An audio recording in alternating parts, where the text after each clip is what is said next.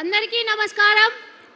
ముఖ్యంగా స్టేజ్ని అలంకరించిన పెద్దలకి, స్టేజ్ కింద ఉన్న నా సోదరిమణులందరికీ నమస్కారం. నా పేరు సింధు. నేను తెలంగాణ నిరుద్యోగ యువతని రిప్రజెంట్ చేస్తూ మాట్లాడుతున్నాను. సో ఈరోజు మనం అందరం ఇక్కడ గ్యాదర్ అవ్వడానికి కారణం ఏంటి?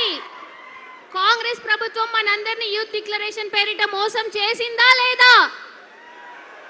ముందుగా ఇక్కడ ఉన్నందరినీ నేను ఒక క్వశ్చన్ అడుగుతా. ఇప్పుడు ఎవరైతే కాంగ్రెస్ పెద్దలు చెప్తున్నారో మేము 70,000 ఉద్యోగాలు ఇచ్చామని, ఇచ్చారా లేదా? ఇచ్చారా లేదా? సో రేవంత్ రెడ్డికి వినపడేలా గట్టిగా చెప్పండి, ఇచ్చారా లేదా? రేవంత్ రెడ్డి గారు ఇప్పుడైనా మీకు కళ్ళు తెరుచుకుంటాయని నేను కోరుకుంటున్నాను. మీరు చెప్పినారు కదా ఇచ్చామని, ఇవ్వలేదు అని నా నిరుద్యోగ సోదరులు చెప్తున్నారు. కాబట్టి మీరు దయచేసి కళ్ళు తెరుచుకొని అబద్ధాలు చెప్పడం మానేయండి. ఈరోజు యూత్ డిక్లరేషన్ పేరిట మనందరి భవిష్యత్తుకి డెత్ డిక్లరేషన్ రాసింది కాంగ్రెస్ ప్రభుత్వం. అవునా కాదా?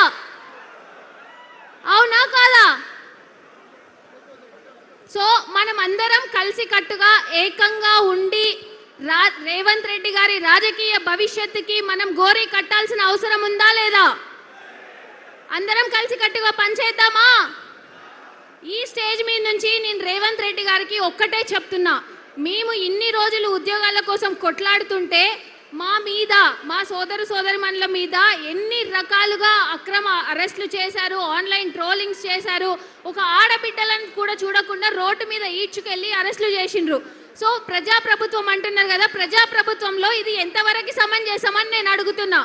ఇటువంటివి ఇక మీదట మేము సహించేది లేదు. ఇంకొక విషయం ఏంటి అంటే, మీరు రేవంత్ రెడ్డి గారు ఏం చెప్తున్నారు అంటే, రేవంత్ రెడ్డి గారు హిట్లర్ని ఆదర్శంగా తీసుకుంటా అంటున్నారు కదా. అదే హిట్లర్ని ఆదర్శంగా తీసుకున్న మీరు ఒక్కసారి చరిత్ర తిరగేసి చూస్తే ఎమర్జెన్సీ పాలనలో ఇందిరాగాంధీ గారిని అడ్డుకున్నది యువతనే. అవునా? సో మళ్ళీ ఇప్పుడు మనం అదే యువశక్తిగా ఎదురు తిరిగి రేవంత్ రెడ్డిని గద్దె దించుదామా వద్దా?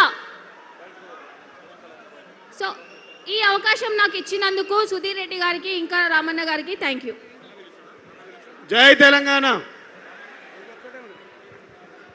మరి ఈరోజు ముఖ్యంగా ఇంద్రానాథ్ గారు అనేక రంగాలు పోరాటం చేసిండ్రు.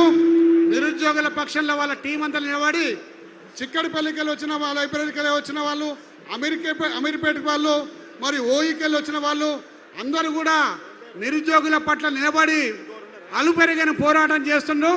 అందులో ముఖ్యమైన భూమిక పోషిస్తున్న ఇంద్రానాథ్ గారు ఇప్పుడు మేము ముందు మాట్లాడతాం.